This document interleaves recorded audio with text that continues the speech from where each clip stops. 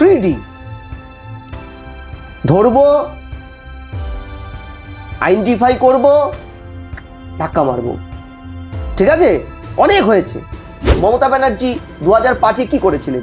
চরণ সিং অটলের মুখে কাগজ ছুঁড়ে মেরে দিয়ে বলেছিলেন কি 1 কোটি বাংলাদেশি অনুপ্রবেশকারী মমতা সিপিএমকে ক্ষমতায় বসিয়ে রেখেছে। প্রত্যেকে বলছে মমতা থাকলে আমরা যেতাম না, মমতা ব্যানার্জি নেই, নতুন সরকার থাকতে দেবে না, আমাদের ওই ক্যাম্পে ঢুকিয়ে দেবে, তাই আমরা পালাচ্ছি। ভারতবর্ষ তথা বাংলাকে 100% সুরক্ষিত না করতে পারলে জনবিন্যাস কিন্তু ঠেকানো যাবে না। না হলে একটা দিন হিন্দুদের শেষ হোমল্যান্ড পশ্চিমবঙ্গে হিন্দুরাই নিজ দেশে পরবাসী হয়ে যাবে। স্যার আপনাকে মাধ্যমে স্বাগত। স্যার এই যে আমরা দেখতে পাচ্ছি উত্তর 24 পরগনার স্বরূপনগর হাকিমপুর এই যে সীমান্ত এলাকা, এখানে দেখলাম প্রায় 1 সপ্তাহ হতে চলেছে, এই যে ভিড় সেটা কিন্তু কমছে না। স্যার কিভাবে দেখছেন বিষয়টা? হ্যাঁ, কমবে না। তুমি এসআইআর এর সময় ঢলটা দেখেছো, আবার তুমি এখন দেখছো মাননীয় মুখ্যমন্ত্রী শ্রী শুভেন্দু অধিকারী মহাশয় যখন 3D ফর্মুলাটা তৈরি করলেন। 3D ধরবো, আইডেন্টিফাই করব, ধাক্কা মারবো। ঠিক আছে, অনেক হয়েছে, এনাফ ইজ এনাফ। আজকে 77 বছর স্বাধীনতা, 47-এ স্বাধীন হয়েছে, এটা 2026, প্রায় 79 বছর। একটা রাষ্ট্র তাদের নির্দিষ্ট নাগরিক আইন থাকলেও সেটা ইমপ্লিমেন্ট করা যায়নি। তুমি দেখো বামেদের সময়, যে বামেরা আজকে এইসব নিয়ে চিৎকার করছে রাস্তায় নেমে, আমি তাদের দিয়ে শুরু করি। তারা যখন ক্ষমতায় আসীন হয়নি বা ক্ষমতায় আসীন, তাদের বাগ্মী সাংসদ ভূপেশ গুপ্ত, বাগ্মী সাংসদ কমরেড ইন্দ্রজিৎ গুপ্ত, বাগ্মী সাংসদ তাদের আইকে তোমার জ্যোতি বসু বিধায়ক, কিংবা তুমি যদি দেখো বাসুদেব আচার্য, শ্যামল চক্রবর্তী সিটুর নেতা, এমনকি বুদ্ধবাবু, এমনকি সোমনাথ চট্টোপাধ্যায় বাগ্মী সাংসদ, এরা প্রত্যেকটা টেনিওরে প্রত্যেকটা সময় পালা করে বলেছেন অবৈধ অনুপ্রবেশকারীদের কথা ধারাবাহিকভাবে। এমনকি প্রাক্তন কেন্দ্রীয় স্বরাষ্ট্রমন্ত্রী গুলজারিলাল নন্দ পর্যন্ত বলেছেন ভয়ানকভাবে এই 1 কোটি 1.5 কোটি বাংলাদেশি অনুপ্রবেশকারীরা বাংলার অর্থনীতিকে, ভারতের অর্থনীতিকে খান খান করছে। 1998 সাল একটা স্বরাষ্ট্র মন্ত্রকের রিপোর্ট বেরিয়েছিল যে ভারতবর্ষে 1 কোটি 80 লক্ষ অবৈধ অনুপ্রবেশকারী আছে, এবং এই 1 কোটি 80 লক্ষের মধ্যে পশ্চিমবঙ্গেই আছে লুকিয়ে 1 কোটি 25 লক্ষ। বোঝো, বুদ্ধবাবু জ্যোতিবাবুরা কিন্তু তার বিরোধিতা করেননি, মেনে নিয়েছিলেন। শুধু তাই নয়, মমতা ব্যানার্জি 2005-এ কি করেছিলেন? চরণ সিং অটলের মুখে কাগজ ছুঁড়ে মেরে দিয়ে বলেছিলেন কি 1 কোটি বাংলাদেশি অনুপ্রবেশকারী মমতা সিপিএমকে ক্ষমতায় বসিয়ে রেখেছে। অথচ যারাই পরবর্তীকালে ক্ষমতায় এসেছে, বিরোধী থাকাকালীন অনুপ্রবেশকারীদের কথা বলেছে, ক্ষমতায় আসার পরেই তাদের নীরবতা হিরণ্ময় হয়েছে অনুপ্রবেশকারীদের নিয়ে। মমতা ব্যানার্জি ক্ষমতায় আসার পরে একটাবার কি কোনোদিন বলেছিল আমি 1 কোটিটা অনুপ্রবেশকারীর কথা বলে পদত্যাগ করেছিলাম, ওটা মিথ্যে ছিল? বলেনি। অথচ অনুপ্রবেশকারীদের কথাগুলোকে অস্বীকার করেছে। অনুপ্রবেশকারী নেই, সীমান্তে আমি 600 কিলোমিটার ফেন্সিং করতে দেব না, বারবার হাইকোর্ট সুপ্রিম কোর্টে গিয়েছে জনগণের ট্যাক্সের টাকায়। আজকে যে বিরোধীরা ভোটের দিন অবধি কই রোহিঙ্গা কই রোহিঙ্গা কই আমাদের চ্যালেঞ্জ করেছে, কোন একটা চ্যানেলের প্রোগ্রামে পারলে ধরে পেট মারে আমাদেরকে, রোহিঙ্গা কোথায়? একজন রোহিঙ্গাকেও তো আপনারা খুঁজে বের করতে পারলেন না। আজকে তাদের থোতা মুখ কি ভোতা হয়নি? স্বরূপনগর হাকিমপুর সীমান্তে পিলপিল পিলপিল করে ছাড় পোকার মতন এরা যাচ্ছে, ছাড় পোকার মতন। এবং যাওয়ার সময় কি বলছে? যাওয়ার সময় বলছে তারা এ রাজ্যের তৃণমূলের সরকারের মদতে এদেশে ছিলেন, কেরলায় কাজ করতেন, অমুক জায়গায় কাজ করতেন, এমনকি তাদের Aadhaar card, voter card, PAN card, job card সব কিছু তাদের ছিল। এমনকি তারা মেয়ে হলে লক্ষ্মী ভাণ্ডার পেয়েছে, ছেলে হলে তারা বিএসএফের হাতে অ্যারেস্ট হওয়া মোহাম্মদ সেলিম আনসারি তিনি বললেন আমি তো মৌলবী, বাংলাদেশের মৌলবী, এ রাজ্যে মৌলবী ভাতা মুয়াজ্জিম ভাতা পেতাম, মমতা আমাকে মুয়াজ্জিম ভাতা দিত। এমনকি তুমি সাতরাদির নাম শুনেছো, এবিটির জঙ্গি সাতরাদিকে যখন কেরলে 2024 ডিসেম্বর মাসে ভোটের পরে পরে ধরা পড়লো, কেরলের বাম সরকার ধরলেন অপারেশন ক্লিনের অন্তর্গত, তা জানা গেল তিনি মুর্শিদাবাদে হরিহর পাড়া এবং নয়দা দু জায়গায় দুটো ভোটার কার্ড, দু জায়গার ভোটার, এবং ভোট দিয়েছে তৃণমূলকে 2024 লোকসভা নির্বাচনে। তার বৌদি এ রাজ্যের, মানে তিনি সাতরাদি বাংলাদেশের এবিটি জঙ্গি, তার বৌদি আবার পিস্তুত বৌদি আবার এ রাজ্যের মুর্শিদাবাদের তৃণমূলের পঞ্চায়েত সদস্য, নাম কি রাকিবা খাতুন। বোঝো, তার হাত যশে, অর্থাৎ তৃণমূলের হাত যশে তিনি এই ভোটার কার্ডটা পেয়েছেন।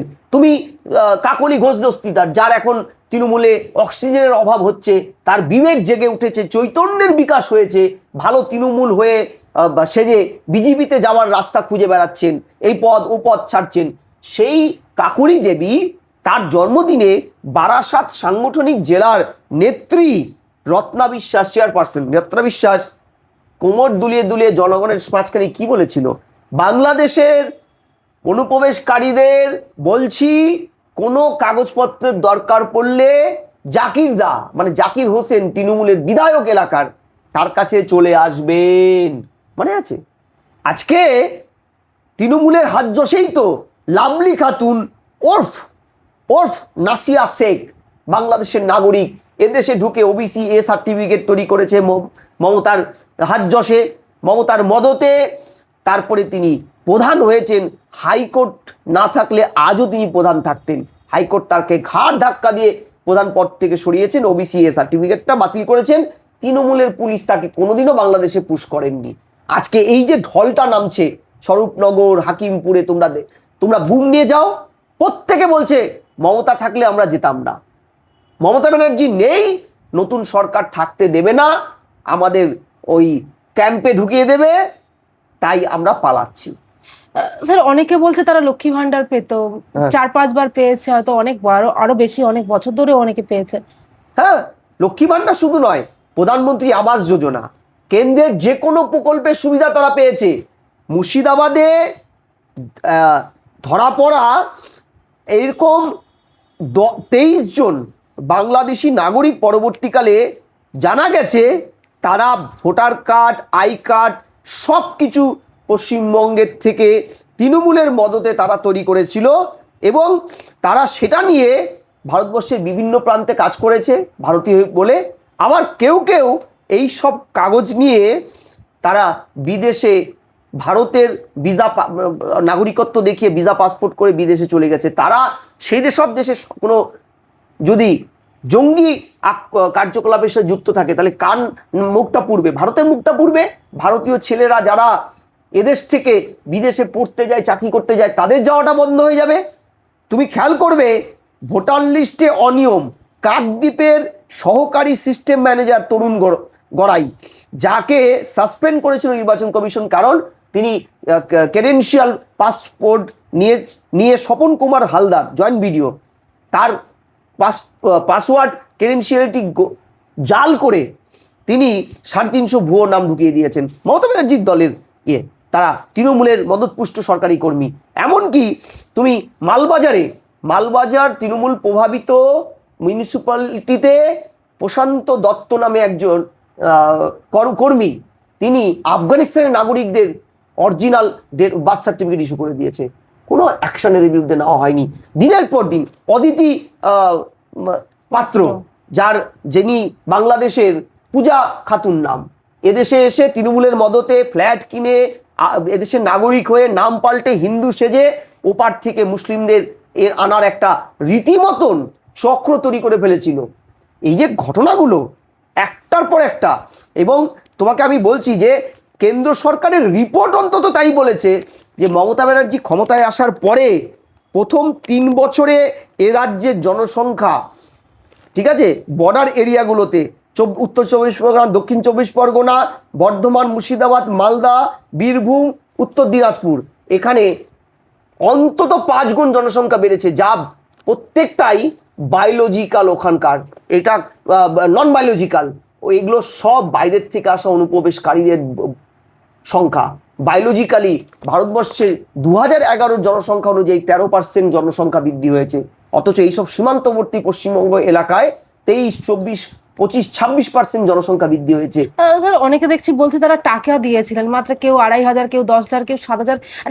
এই টাকার মধ্যে কেউ 250 টাকা দিয়ে তৃণমূল নেতাকে দেশের সুরক্ষার সাথে কম্প্রোমাইজ করেছে। তৃণমূল নেতারা 250 টাকার বিনিময়ে, তৃণমূল নেতারা কতটা নিচে নামতে পারে যে তারা 200, 250, 1000, 2000, 5000, 10,000 টাকার জন্য দেশের সুরক্ষা সাথে কম্প্রোমাইজ করেছে। এই দলটা, এই দলের নামধারী কোনো লোকের কি এদেশে থাকার অধিকার আছে এরপরে মনে করো? তারা এই যে তোমার ইয়েতে খাগড়াগড় বিস্ফোরণের পরে তৃণমূলের নেতারা কি বলেছিল? টিভি ব্লাস্ট করেছে, গ্যাসের সিলিন্ডার ব্লাস্ট করেছে, কত তত্ত্ব সাজিয়েছিল। অজয় নদীর ধারে গোপনে রাজ্য পুলিশ গিয়ে বিস্ফোরকগুলোকে বালুতে চাপা দিয়ে ব্লাস্ট করিয়ে দিয়েছিল যাতে এনআইএ তদন্তে ধরা না পড়ে। তারপরে ধরা পড়েছে, ইন্টারন্যাশনাল জঙ্গি যোগ ধরা পড়েছে। বাংলাদেশের হাসিনা সরকার তৎকালীন তারা স্টেটমেন্ট দিতে বাধ্য হয়েছে।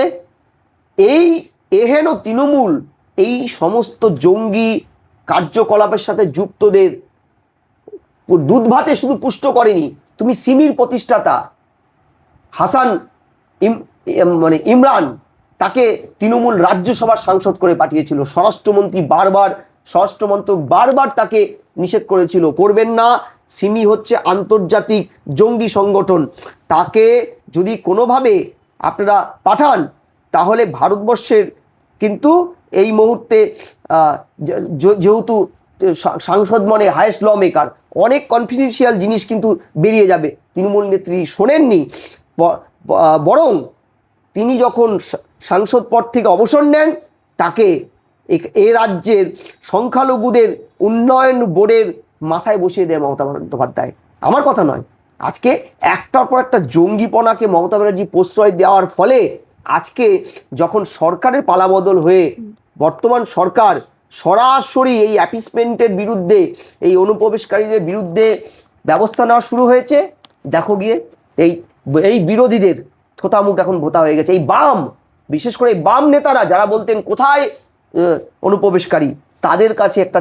চপেট আঘাত পড়েছে যে এরা এখন কিন্তু পালাচ্ছে দেশ ছেড়ে, পিপিলিকার মতন, ছারপোকার মতন পালাচ্ছে, আর সব কিছু বলে দিয়ে যাচ্ছে যে আমাদের সুজিত বোস কোথায় বসতে দিয়েছিল, কোথায় আছে।